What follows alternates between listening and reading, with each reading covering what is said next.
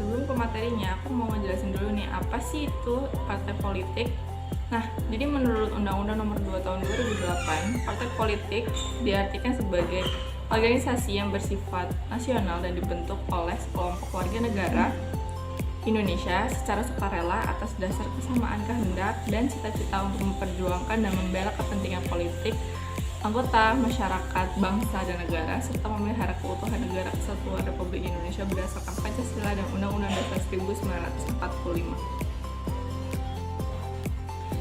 Nah, Indonesia merupakan salah satu negara demokrasi terbesar di dunia.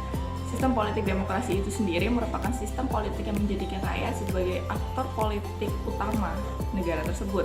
Pada sistem politik demokrasi, pemerintahan berpusat pada kedaulatan rakyat secara keseluruhan, serta dijalani oleh rakyat atau oleh pejabat yang dipilih oleh rakyat.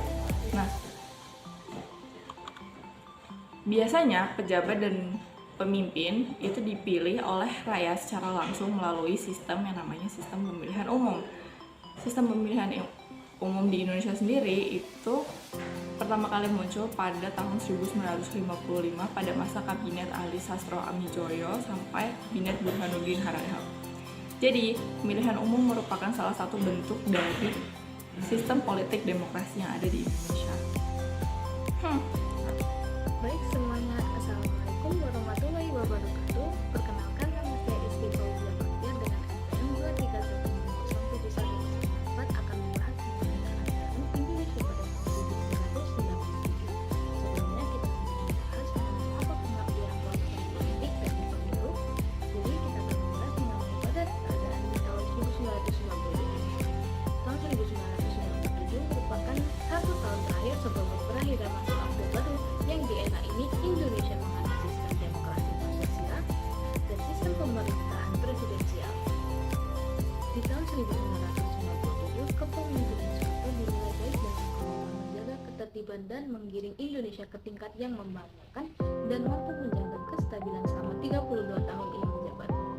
Dan terjadi banyak pula pembangunan daerah terutama pada Pulau Jawa yang dijadikan sebagai pusat. Namun, pada tahun 1997, Indonesia mengalami krisis moneter terdampak dari krisis di Asia Tenggara.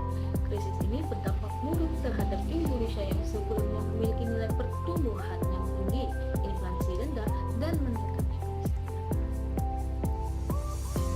Krisis politik turut hadir ditandai dengan kericuhan internal pada partai politik dan keinginan masyarakat untuk reformasi agar pemerintahan Orde Baru yang dipimpin oleh Presiden Soeharto mengakhiri praktek KKN atau yang disebut dengan korupsi, kolusi, dan nepotisme. Serta dengan adanya reformasi, ia membuka ruang demokrasi antara hak dan asasi manusia. Baik, sebelumnya perkenalkan, nama saya Muhammad Ali Rizky. Pada kesempatan kali ini, saya akan menjelaskan bagaimana keadaan partai politik dan dominan partai politik pada tahun 1997. Krisis kepercayaan kepada pemerintah semakin terasa kuat saat keadaan negara yang tak stabil pada masa krisis 1997, yang diakibatkan adanya berbagai kebijakan pemerintah yang dianggap tidak memperhatikan kondisi rakyat. Awalnya, diadakannya pemilu diharapkan dapat menjadi solusi dalam stabilkan kondisi politik untuk menjadi lebih ke arah yang demokratis. Namun nyatanya, pemilu dipandang oleh rakyat hanya sebagai formalitas belaka. Sebab Golkar senantiasa menjadi yang paling dominan dalam panggung politik dan memiliki keeratan dengan kepentingan pemerintah yang berkuasa pada saat itu. Partai Golkar pada pemilihan umum di era Orde Baru dapat dianggap sebagai kekuatan politik yang sangat strategis. Partai ini memiliki tujuan kuat untuk memenangkan pemilu agar dapat menjaga stabilitas pemerintah. Kemenangan Golkar seringkali dianggap sebagai tanggung jawab para pejabat dan pemimpin daerah untuk memastikan jabatan mereka tetap aman. Strategi kampanye Golkar seringkali menekankan pencapaian dan prestasi pemerintah di bawah kepemimpinan Soeharto, walaupun beberapa di antaranya dianggap kurang nyata.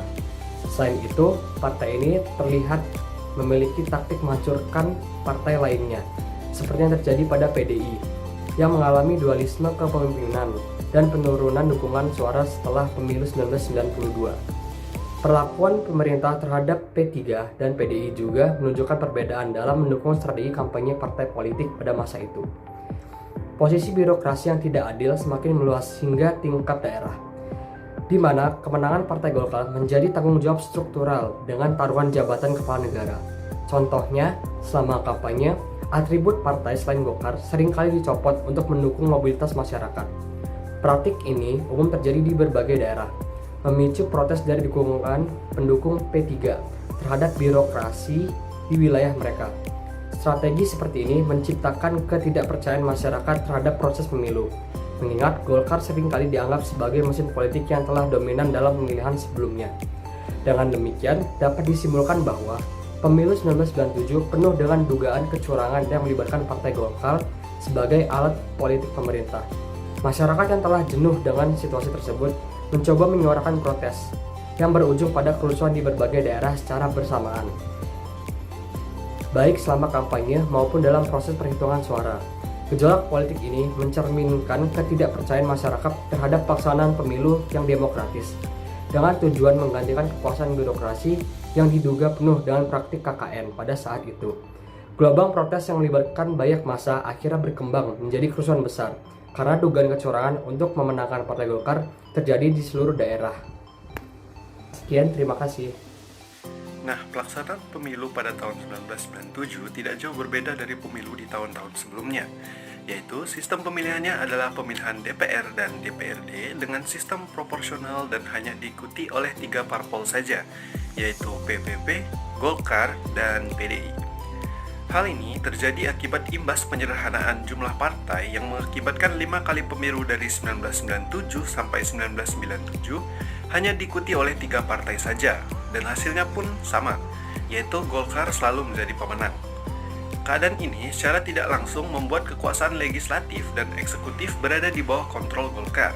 Pemilu pada tahun 1997 dilaksanakan pada tanggal 29 Mei 1997, dan Golkar menjadi pemenang dengan perolehan suara sebesar 74,51% dan perolehan kursi sebanyak 325 kursi. PPP mendapat perolehan kursi sebanyak 89 kursi, dan PDI pasca konflik internal membuat perolehan suaranya merosot dan hanya memperoleh kursi sebanyak 11 kursi saja. Memang benar adanya terjadi kekecewaan, terjadi ketidakpuasan, terjadi ketidakpercayaan masyarakat terhadap pemerintah pada tahun 1997. Hal ini juga selain didasari oleh maraknya praktek KKN di dalam batang tubuh pemerintahan, kita juga tidak dapat menutup mata bahwasanya terdapat faktor-faktor lain yang mendukung ketidakpercayaan serta kekecewaan masyarakat Indonesia pada saat itu. Hal ini didukung oleh terjadinya krisis moneter pada tahun 1997 yang terjadi di kawasan daerah Asia Tenggara yang tentu saja akan berdampak pada Indonesia dalam sistem politiknya maupun sistem sosialnya. Hal ini berhubungan dengan teori economic voting, namun teori economic voting ini justru berkebalikan dengan apa yang terjadi, kondisi yang terjadi di dalam masyarakat atau pemerintahan Indonesia pada saat itu, di mana teori economic voting berbunyi bahwasanya ketika suatu negara mengalami krisis keuangan, suatu negara kondisi perekonomiannya sedang menurun, masyarakat secara tidak langsung pada saat pemilu akan memilih partai yang dia itu beroposisi dengan pemerintah. Namun dapat kita lihat sesuai data bahwasanya pada tahun 1997 justru partai pemerintahan memiliki atau memegang kursi terbanyak, yaitu sebesar 325 kursi. Dan hal ini tentu saja berkebalikan dengan apa yang terjadi pada Indonesia saat itu, di mana partai yang menjadi oposisi pemerintah justru kalah dan hanya memegang 11 kursi saja. Namun hal ini bukan semena-mena bahwasanya karena krisis politik dan tiba-tiba bertolak belakang teorinya, namun terjadi juga konflik di dalam batang tubuh partai politik oposisi pemerintah ini juga, yang bisa jadi menjadi sebuah alasan bagaimana dan mengapa masyarakat tidak memilih partai oposisi tersebut. Konflik yang terjadi itu ada perpecahan antara partai yang saat itu dinamai oleh partai PDI, di mana partai PDI ini terpecah menjadi 2 kubu, yaitu kubu Megawati dan yang kedua kubu Suwati. Yang pada saat itu Megawati sebagai ketua umum partai PDI tidak diakui kepemimpinannya oleh pemerintah, dan justru kepemimpinan Soehardi yang diakui oleh pemerintah. Oke, berdasarkan berbagai faktor yang sudah saya dan teman-teman saya jelaskan sebelumnya, akibat dari ketidakpercayaan, akibat dari kemuakan, akibat dari kekecewaan, serta ketidakpuasan masyarakat terhadap pemerintahan Indonesia pada tahun 1997, maka banyak sekali masyarakat Indonesia melakukan aksi protes. Dan aksi protes ini banyak dilakukan pada saat baik kampanye maupun saat penghitungan hasil suara dilakukan. Dan juga aksi protes ini tidak hanya dilakukan oleh masyarakat umum, namun sering juga dilakukan oleh para mahasiswa dari berbagai macam perguruan tinggi. Dan aksi protes ini bukan hanya sebagai bentuk kekecewaan saja, namun sebuah upaya untuk menggulingkan atau mengganti kepemimpinan Orde Baru dengan kepemimpinan yang lain atau yang berbeda dari kepemimpinan Orde Baru. Sekian dari saya, kurang lebihnya saya minta maaf. Terima kasih. Akibat kericuhan tersebut, terjadi ketegangan politik yang meningkat di berbagai daerah.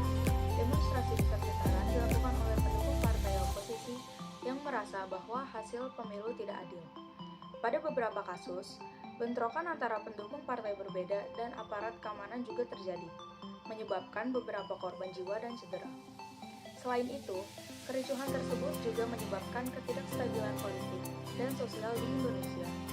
Masyarakat merasa kecewa dengan hasil pemilu dan menuntut transparansi serta reformasi politik yang lebih besar. Hal ini menjadi salah satu pemicu dari